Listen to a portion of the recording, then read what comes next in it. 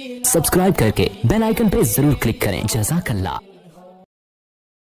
गुस्से के कड़वे घूंट को पीना, सख्त कमज़ोर पे, बीवी पे गुस्सा आ रहा है पी गए, बच्चों पे गुस्सा आ रहा है पी गए, बूढ़े बाप पे गुस्सा आ रहा है पी गए, क्योंकि वो बेचारा वो तूने कमा कमा के खिलाना था, खिला दिया, अब वो आपके काम का नहीं है, वो बेचारा बस पड़ा हुआ है खांस रहा है। अब वो बात बात पे आपको पूछता है कहाँ जा रहे हो, कहाँ से आ रहे हो, आपको गुस्सा आता है। अल्लाह क्या कह रहे हैं, इस गुस्से के कड़वे घूंट को पी जाओ।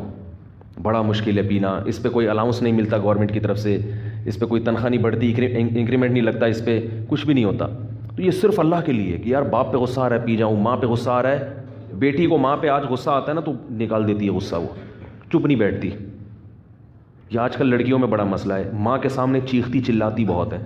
ये तसव्वुर नहीं था हमारे मुआशरे में कि बेटी माँ के सामने ऊंची आवाज़ से बात करे, लेकिन आजकल हो रहा है। छोटी बच्चियाँ तो चलो, वो तो बालिग़ बेटियाँ, क्या फ़ायदा ऐसी तालीम का भाई?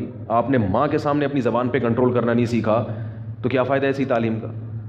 सारा ज़ोर माँ बाप का भी ना, सारा ज़ोर तालीम पर है, फिर औलादें ऐसे ही निकलती हैं। तरबियत की उनको भी फ़िक्र, इंसान का बच्चा, जो मैं भी कह रहा था ना मार्केट में शार्ट हैं, पढ़े लिखे को इंसान का बच्चा नहीं कहते, तरबियत याफ्ता को इंसान का बच्चा कहते हैं।